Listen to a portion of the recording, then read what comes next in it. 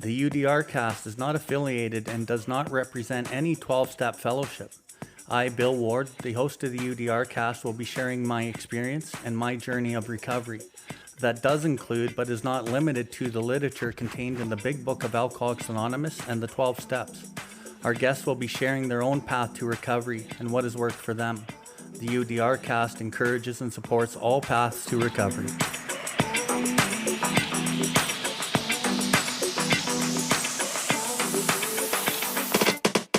Welcome everybody to the UDRcast. UDR stands for Uncover, Discover, and Recover. My name is Bill Ward, and I'm coming to you from the recovery capital of Canada, Calgary, Alberta. Here we are going to discuss everything recovery, different perspectives, different experiences, both with the people I know and with others from around the world. If you resonate with anything you've heard on this episode today, we ask that you share it with anyone who you think may benefit from it. If you have any questions or comments, please find us at BILLWARDLIFE and send us a message in the info section. We'll get back to you as soon as we can. If you are interested in more recovery content, you can find the buttons for the YouTube channel and other social media outlets on the homepage, and you will be redirected to those platforms. We can recover, one person, one family, one community at a time.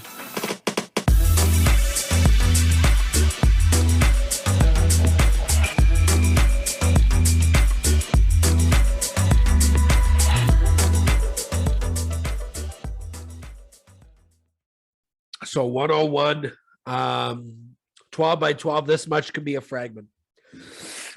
This much can be a fragment of what is called meditation. Perhaps our very first attempt at a mood, a flare into the realm of the spirit, if you like.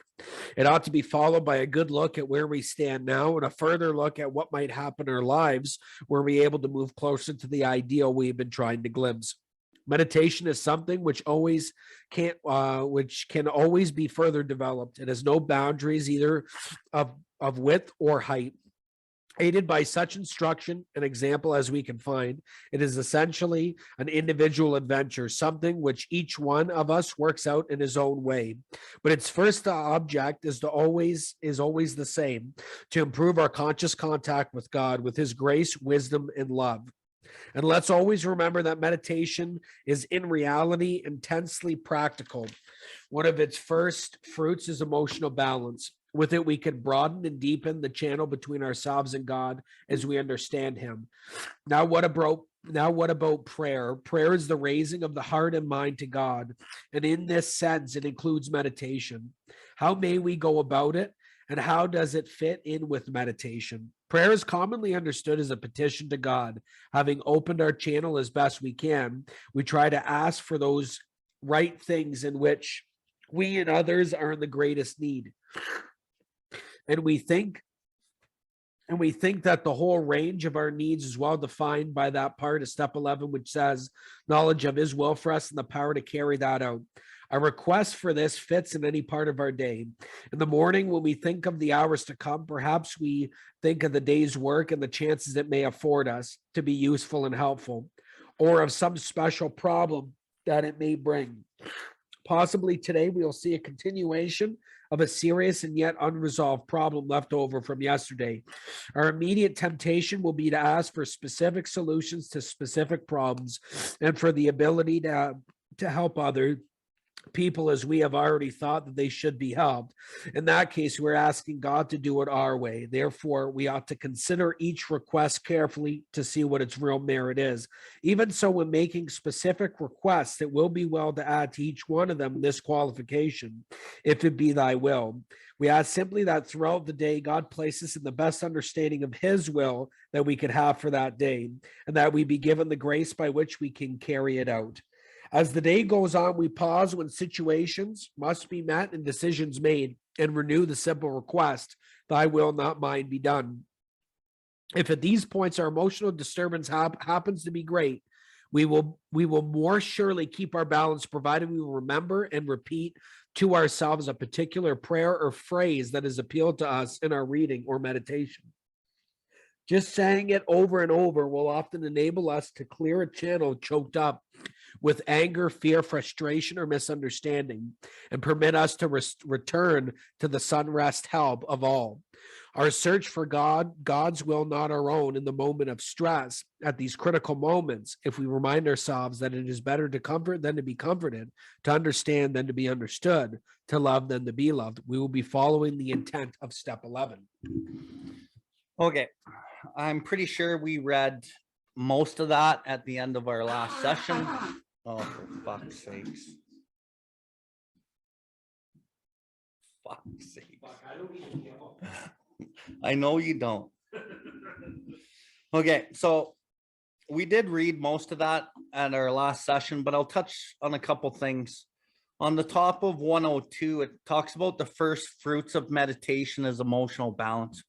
And I can't stress that enough. Like, what meditation has given me in my life, but I think the emotional balance really didn't come till about 3 years into the meditation practice, like serious emotional balance for me. Part of my journey, I guess I would say, is I've never really had anyone really guide me like in a really good way. Like, I know Jesse and we're really trying to like really help guide you guys in a good way, where we're giving you some practical application. We're sharing a lot of experience of our step 10s and our step 11 stuff. I never had any of this, right? So a lot of my journey was trial and error on my own. So I wish I would have had somebody that was able to guide me more in a meditation sense and a prayer sense and an inventory sense. But, you know, at the end of the day, there was a lot of learning and struggling on my own. But what I will say is, if you are newer and you do practice these precepts, especially the meditation combined with the inventory in your prayer, you will probably grow fairly quickly in this program and in your life. And what took me 3 or 4 years, you could probably have in a fucking year or 2 or 3 if you're really practicing these precepts. So the emotional balance, I'd say, is probably one of the greatest gifts that I've gotten out of my practice of meditation. And it's something that doesn't really get noticed right away. Where it gets noticed is when you stop doing it, then you start feeling the restless, irritable, discontented, and the balance that you had acquired over the disciplines of your meditation. You start realizing, holy shit, I'm feeling spiritual malady again. And then you're like, you start connecting the dots and realizing that it was your meditation that was really trying to help ground you. So that was really important for me as I kind of went into my 3rd, 4th, 5th, 6th, 7th year here. Now on to the other page 103. Okay, top of the page. Thy will, not mine, be done. At these points, our emotional disturbance happens to be great. We will more surely keep our balance, provided we remember and repeat to ourselves a particular prayer or phase that has helped or appealed to us in reading or meditation. Just saying it over and over will enable us to clear the channel choked up with anger, fear, frustration, or misunderstanding, and permit us to return to the surest help of all, our search for God's will, not our own.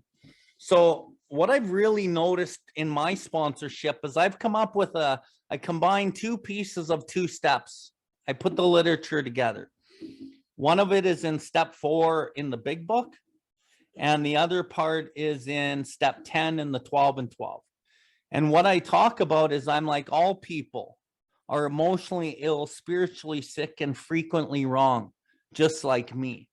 And when I give this to my sponsees, it's kind of something that I want them to really remember when they're struggling in a resentment or they're hitting a tough spot in their day, where typically most of the tough spots that we run into are based on a relationship with somebody at some point. And so I really love to give them, all people are emotionally ill, spiritually sick, and frequently wrong, just like me. And when this is repeated over and over and over, it actually starts breaking down the resentment. It breaks down the judgment, breaks down a lot of the defective character, and allows some compassion to be built for whoever is causing you the disturbance. And it quiets the disturbance within your own mind. So to me, that's a really good one. Another one that I really like to use when I'm praying, I might pray for a whole bunch of different people or someone specifically, but I don't really know what's best for anybody. So I always qualify it with, if it be thy will. And even when I'm praying for myself, I'll pray for myself in the sweat lodge. I'll pray for myself in the morning, any time of the day.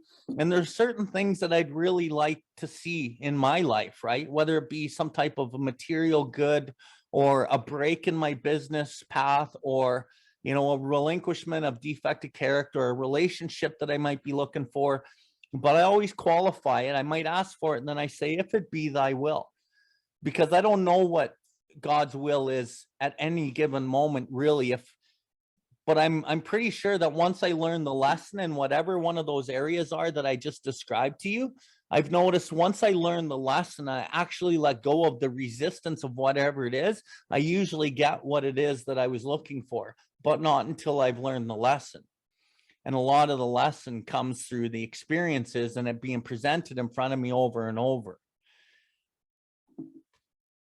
So that's it. Good stuff. Well, we did do a little bit of a rehash.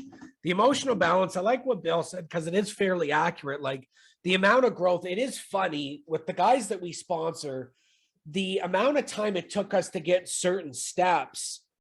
I would say their progress, if they're really at it, they could short up. What me and Bill got in 2-3 years, these guys can get in a year and a half.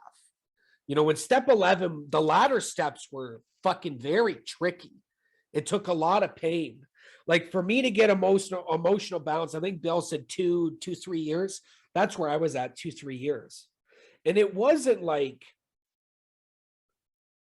I would say it was the continuation of being able to stand firm no matter what was going on from a sanity standpoint.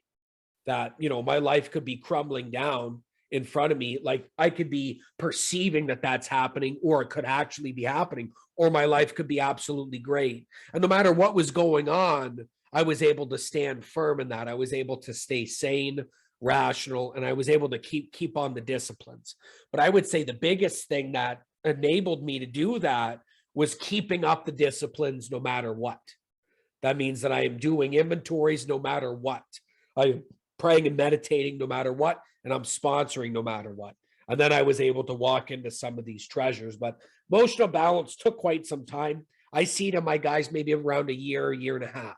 By the time they get 12 stepped under me, generally there's 6 months, depending on where they are. So that's a solid year working from the information out of the book that I gave them. And a lot of the times I see that, maybe 2 years or so.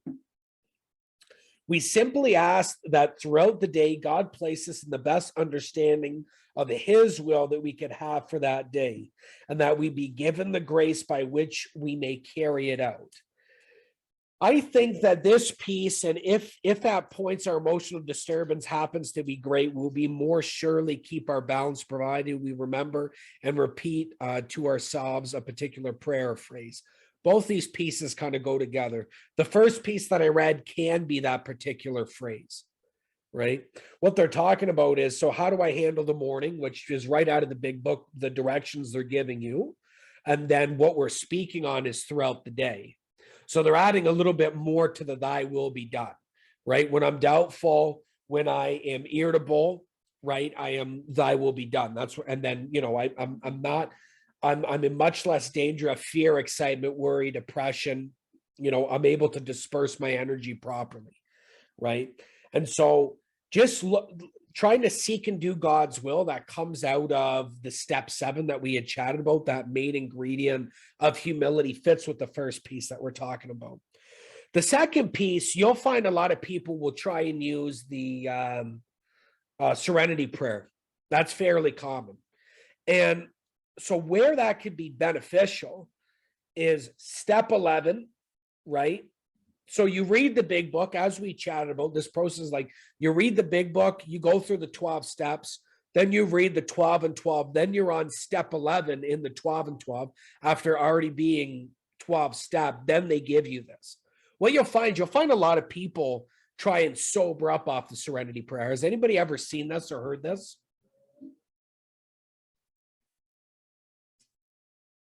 Well, I guess depends on what meetings you're going to. but I had seen people trying to use the serenity prayer from 1 to 4, trying to keep them sober when from like a willpower standpoint, instead of obviously just doing the steps, getting to step 11 and being able to do this. Bill's talking about the piece of, I think it's step 10, where, emotionally ill is spiritually sick, right? And the piece that I use, the piece that I like my guys to use is God is everything or else he's nothing. And it's interesting, like even in my own, like just recently in my own career, I just started this job maybe 6 months ago and I've been working pretty hard. It's a sales gig. And, I've been packing in a lot of time and nothing's really, sometimes transactions take a while. And I ran into a law where there should be transactions and there's not. But it goes in such a unique way that not only is it bad, but it gets worse. And so for me, when it's bad and then gets worse, I see that is God very simply. And then when it's good and gets better, like just the other day, I got 3 sizable orders from this account that I've been dealing with for, maybe 3 months. We've been back and forth on numbers. We finally get the numbers right. And then a month later, they put in like 3 massive orders, right? So when it's bad and gets worse, I can see God in that very easily, because it's a stark contrast from just a normal everyday idol, right? Or when it's good and gets better. It's very easy for me to see God in these 2 areas.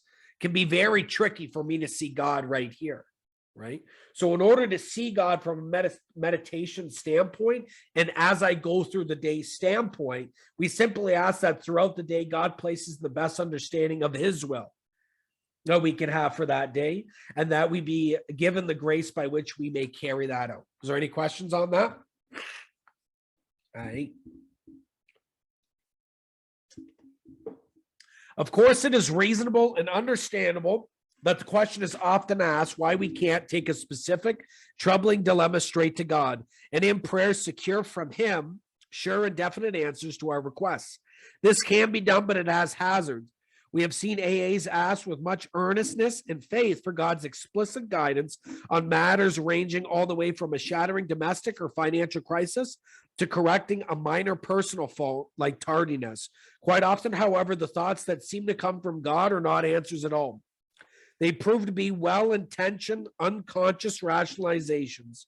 The AA, or indeed any man who tries to run his life rigidly by this kind of prayer, by the self-serving demand of God for replies, is a particularly disconcerting individual. To anyone questioning or criticism of his actions, he instantly props his reliance upon prayer for guidance in all matters, great or small. He may have forgotten the possibility that his own wishful thinking and human tendency to rationalize have distorted his so-called guidance. With the best intentions, he tends to force his own will into all sorts of situations and problems with the comfortable assurance that he is acting under God's specific direction. Under such an illusion, he can, of course, create great havoc without in the least intending it. We also fall into another similar temptation. We form ideas as to what we think God's will is for other people. We say to ourselves, this one ought to be cured of his fatal malady, or that one ought to be relieved of his emotional pain. And we pray for these specific things. Such prayers, of course, are fundamentally good acts, but often they are based upon a supposition that we know God's will for the person for whom we pray. This means that side by side with an earnest prayer, there can be a certain amount of presumption and conceit in us. It is AA's experience that, particularly in these cases, we ought to pray that God's will, whatever it is, be done for others as well as for ourselves. In AA, we have found that the actual good result of prayer, beyond question, they are matters of knowledge and experience. All those who have persisted have found strength, not ordinarily their own. They have found wisdom beyond their usual capability. And they have increasingly found a peace of mind which can stand firm in the face of difficult circumstances. Okay, so going back to page 103, we started in the middle of the page. I'm going to go down about to the 3/4 mark on the page. It talks about God's explicit guidance on matters ranging all the way from shattering domestic or financial crisis to correcting minor personal fault like tardiness. Quite often, however, the thoughts that seem to come from God are not answers at all. They prove to be well-intentioned, unconscious rationalizations. Really, really fucking important stuff. When I talk to you guys about how it takes quite a long time to understand self, this is kind of describing how self is hidden under good intention. And it takes time, man. Like we're talking 2-3 years at least, working a solid program to start understanding self, okay? Well-intentioned unconscious rationalization. The AA, or indeed any man who tries to run his life rigidly by this kind of prayer, and I think because somebody doesn't understand self, they will run their life and their program on this rigid type of prayer. And it talks about running his life rigidly on this kind of prayer because they do not understand the selfish, self-centered nature, and they don't really fucking see anything wrong with it. But over time, as you work this program, as you work the fundamentals and you're using your pillars and your sponsors, and you're using your inventories and you're asking for help, you start seeing how cunning and baffling and powerful self can be. And when it talks about rationalizations, unconscious, that means you can't see it and it's a rational lie, okay? By this self-serving demand for God replies is a particularly disconcerting individual. To any questioning or criticism of his actions, he instantly proffers his reliance upon prayer for guidance in all matters, great or small. He may have forgotten the possibility that his own wishful thinking and the human tendency to rationalize have distorted his so-called guidance. And many, many people will do this. And, you know, I think I did this in my first while, and I can still do this.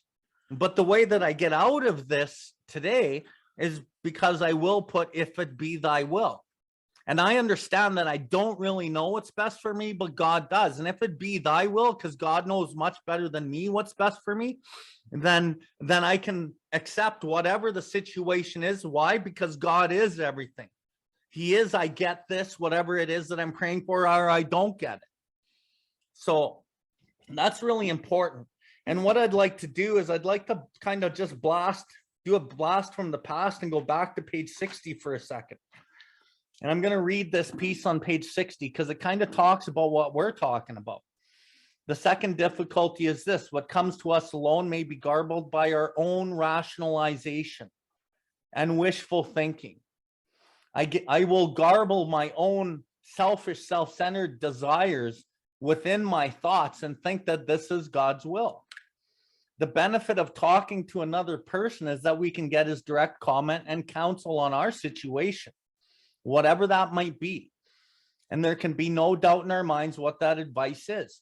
Going at it in spiritual matters alone is dangerous. How many times have we heard well-intentioned people, there it is, claim the guidance of God? There's what it was talking about in that step 11, when it was all too plain they were sorely mistaken, lacking both practice, because this stuff takes practice, and I think most of all humility, lacking both practice and humility.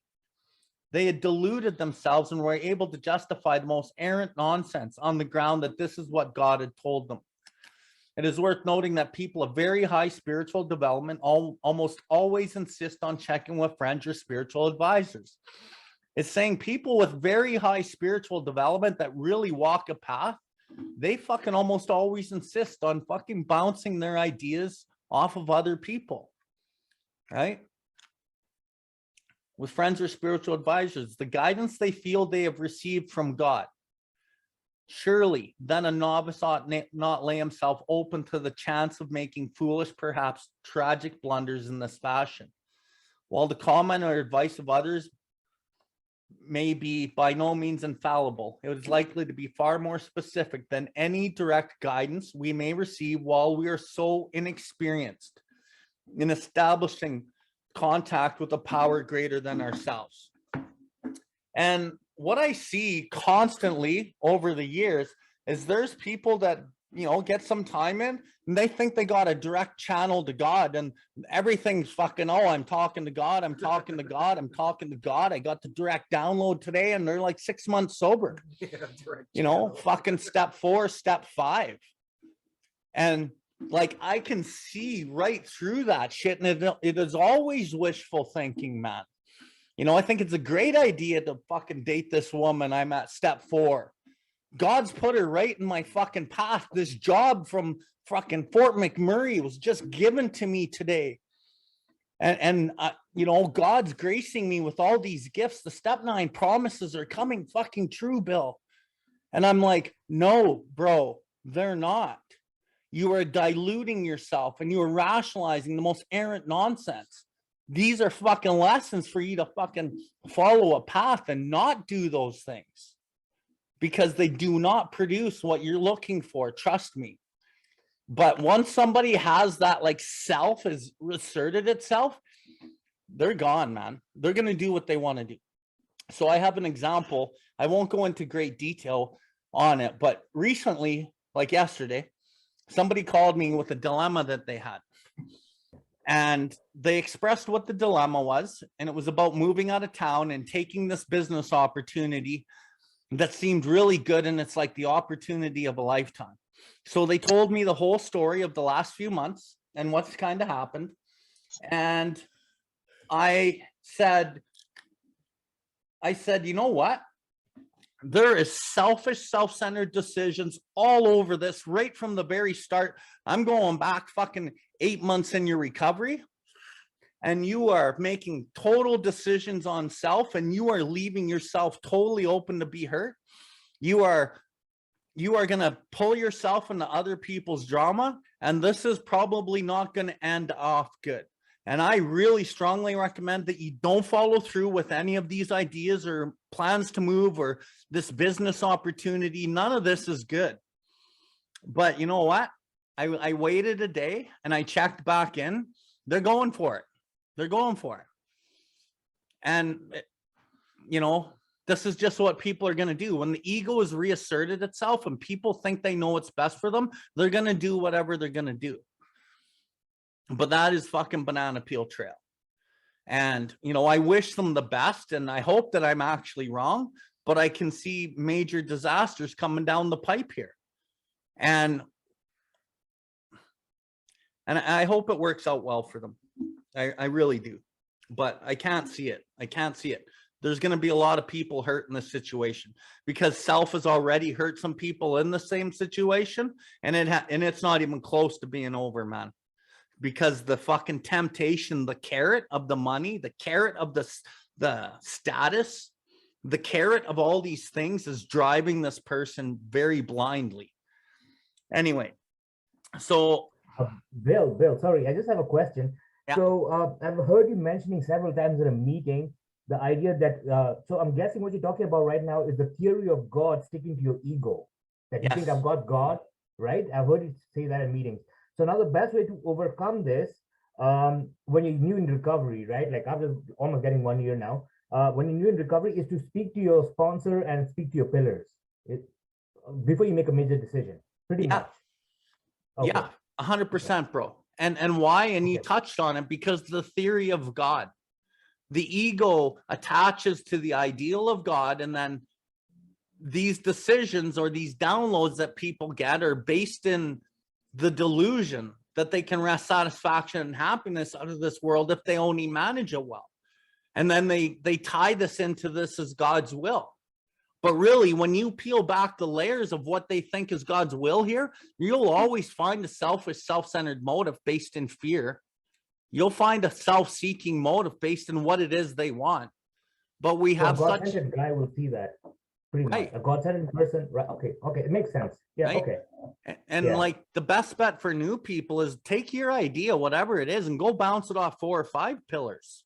See what they say, right? And got you. Anyway, I'm going to keep going. Second paragraph on 104. we also fall into another similar temptation. We form ideas of what we think God's will is for other people. We say to ourselves, this one ought to be cured of his fatal malady, or that one ought to be relieved of his emotional pain. And we pray for these specific things. Such prayers, of course, are fundamentally good acts, but they often are based upon a supposition that we know what God's will is for the person we pray for. This means that side by side with earnest prayer, there can be a certain amount of presumption and conceit in us.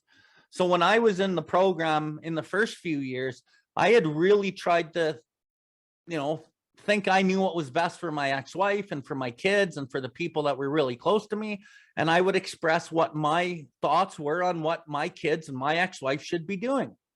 And I had the best of intentions, and I thought I was doing everything really well. But what I noticed was they were getting more sick.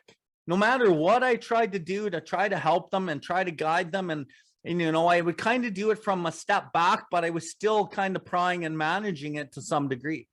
But then a couple of years ago, a year and a half ago, at least with the ex-wife, the kids, it was earlier, I just said, you know what? I think it was this part in the book, actually, and the book that I read called Seed of the Soul. It said, you don't really know what's best for anybody. Everyone's on their own journey. So let them be on their journey, and you just fucking be there for them if they need you. And once I took my hands off and I actually let it go, then they asked me for help, and they all went on the same path, but I keep my hands off of it. I don't tell them what to do. I don't know what's best for my daughters. I don't know what's best for my brother. My brother's in active addiction. He's doing hard drugs and drinking, and I've just left it up to God. I don't know what's best for him. I do pray for him, but I always qualify with it, if it be thy will.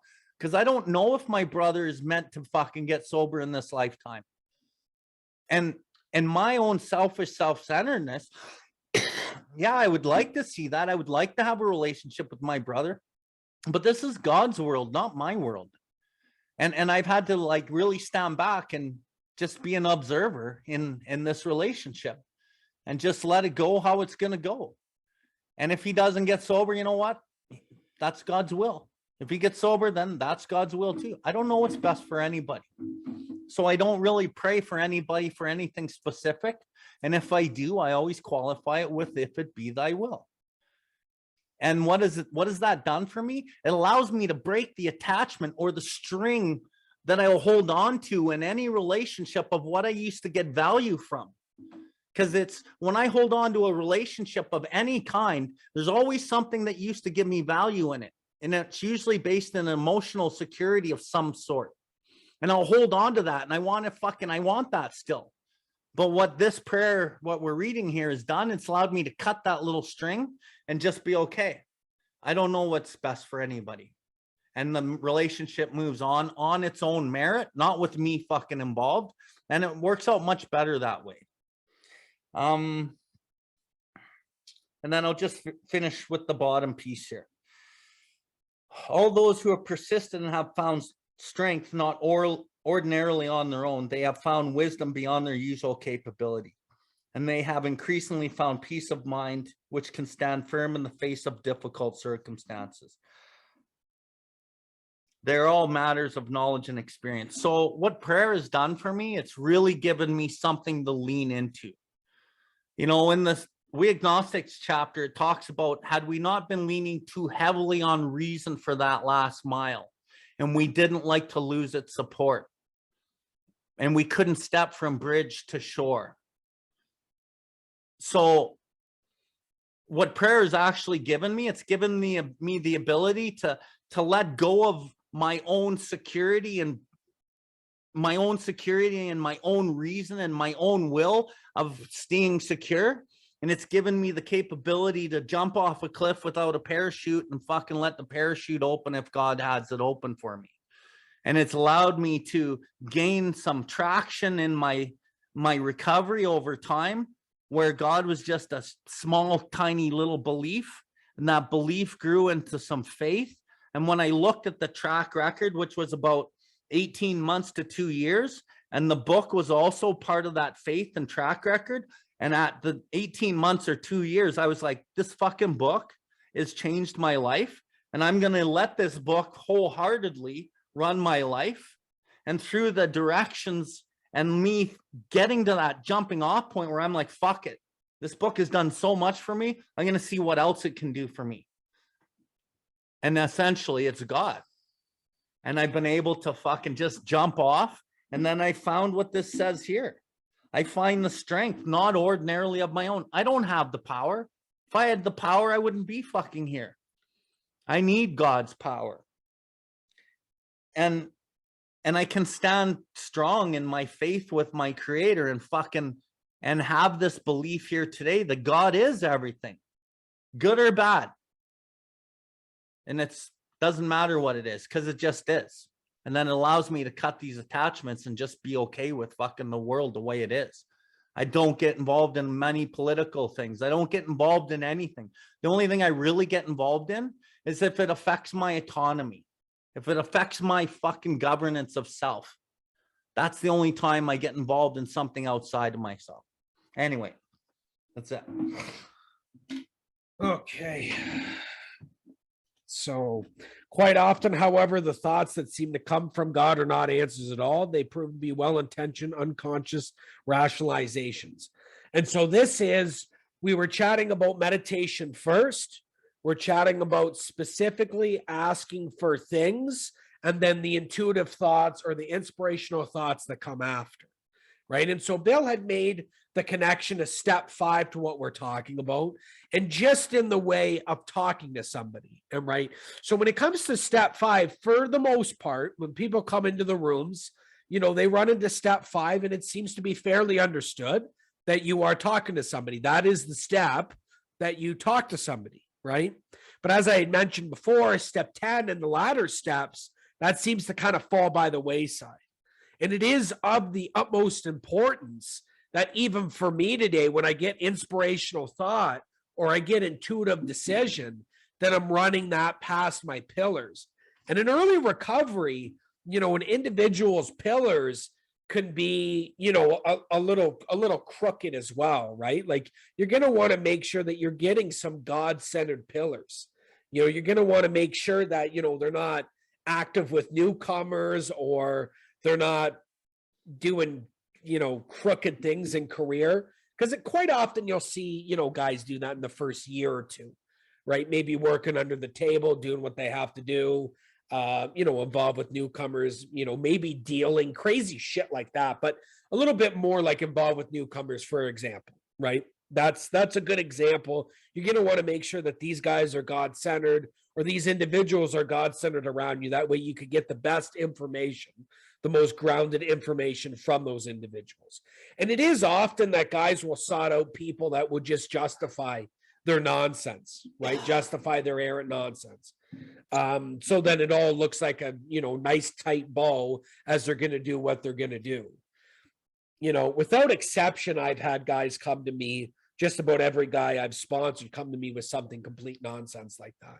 Like Bill had mentioned, God put this woman, in my path, or, God put this in my path. And not to say that God doesn't do that. This is what I want to say on that, is that God does do that.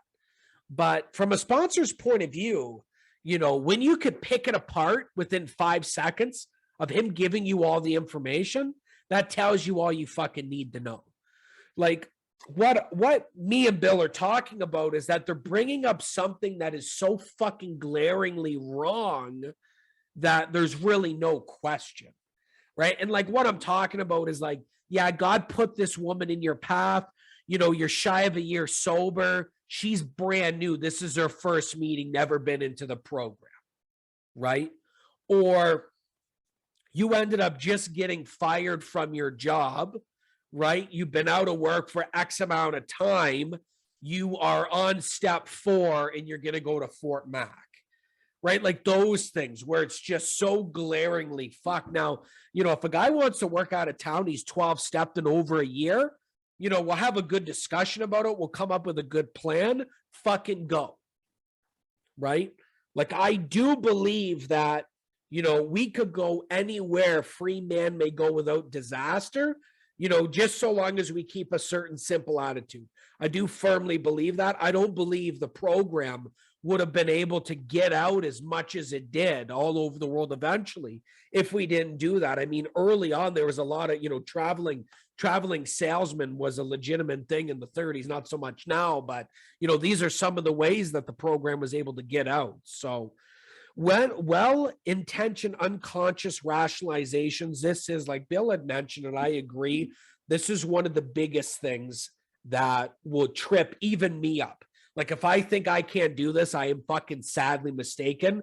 This is where I'm going to get the most pain out of my life.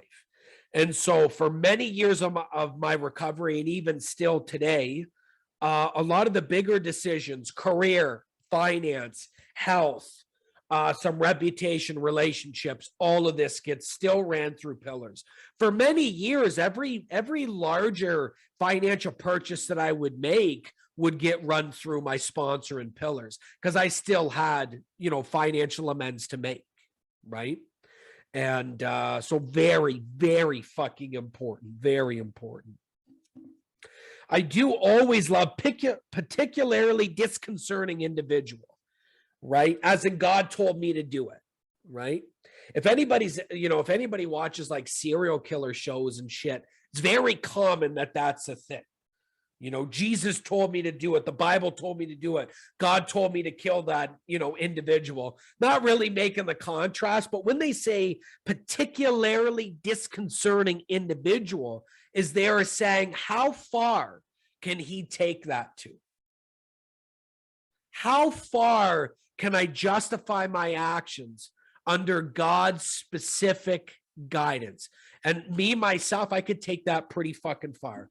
Not to say I would kill somebody, but fuck, who knows? Other people have done it. Okay, halfway through the page 104, this means that side by side with an earnest prayer, there can be a certain amount of presumption and conceit in us. And you see this a lot. Where I would see this a lot is in organized religion. I could see this a lot. And I had already chatted about this a little bit. And, this is one, when it comes to spirituality and this program and spirituality and other, I guess other spirituality, is that you'll find the clear difference between what we do and what others do is, others will kind of play God as like you are the puppet master to God. So when negative things happen or things that you don't like, you will God to what you desire, what you want. And naturally, this is what builds a big divide between the individual and the spirituality aspect. Instead of, me coming to a better realization of God's will for me, right? No matter what happens in my life, instead of there being big blockades or big divides between this channel, me and the spirit, there's actually growth, whether it be positive or negative, whether I perceive it to be positive or negative. And that's the catch-22 as well. When we talk about, my own thinking being twisted, the insanity not just being there in regards to the drink, there's a lot of things I perceive in my life at first to be negative. Right. And it turns out to actually be a positive, whether that be from a character standpoint or a wisdom standpoint, experience standpoint. Then also, too, there's things I perceive that, would have been positive. Right. Like, oh, this is the opportunity. This is the opportunity. It doesn't happen. I'm baffled. And then all of a sudden a better opportunity comes along. Right. But I fucking swore that was the opportunity. Right. And that's just the perspective. And like Bill says, like, not only do I not know, what's good, if I don't even know what the fuck's good for myself, I know what's good for you now. Like, that's how that works, right? Like, I come to the realization that I don't know what's good for me, but now all of a sudden I know what's good for you. From a sponsorship standpoint, it's a little bit different. This individual, has put their faith in me. And so I use specifically this literature and my own experience to guide this individual, right? But even when we talk about my spouse or friends, that are close to me, or my close family, or individuals that are outside the realm of the spirit, and sponsorship. Now I know, right? I don't know for me, but I know for them. That's always caught me. That realization has always really stopped me in my tracks from doing what we've chatted about. All those who have persisted have found strength not ordinarily their own. They have found wisdom beyond their capability, and they have increasingly found a peace of mind which can stand firm in the face of difficult circumstances. And this is, when we chat about benefits of step 11, this is it. The emotional balance is great, but being able to find strength that's not my own, and I know for a fact that that's not of me, that's not of man. Wisdom beyond their capability, and a peace of mind which stands firm no matter what the fuck happens. When it comes to the strength and the wisdom, where I first started seeing that was in my speaking in rooms, where I would fucking pray and meditate very diligently throughout a meeting. Then I'm asked to share, and then I just fucking share. Like, I have in this meditation, I come up with some points of what I'm going to share. And I've always said that God kind of fills in the blanks. And then people clap, and then I sit down and people say good share and this type of shit. But it's always made me laugh because a majority of what I share is not of my own. There was wisdom that was in that share. I was able to bring up strength, resolve out of situations in my recovery that was not of my own. And then I sit down and I know it's not of me. And they're, people are, good share and blah, blah, blah. And that's always, it's been years of that now. And I still laugh about that. It's almost like a little fucking secret, right? For those who don't understand. Because it's, wow, Jess, great, and this, that, blah, blah, blah. I don't say anything. I just kind of smile. I think it's still funny because it still happens. But that's where that started for me, was specifically in the sharing, was specifically relying on deep and heavy prayer meditation. Just the main premise of the meditation is to keep self out of it. If I understand self and thought, absolutely destroy me, then I understand in this share that will happen. So if I'm asking and meditating for the absence of that, and I get it, then I am getting strength that's not ordinarily my own. I am getting wisdom that is outside my usual capability. Thank you for tuning in to the UDRcast. We hope you have enjoyed this episode. The viewpoints and the opinions expressed today were solely of the individual sharing them. If you resonated with this episode, please follow us and share this link with anyone that may benefit from it. Please visit us at BILLWARDLIFE to see everything that we have going on. We can recover, one person, one family, one community at a time.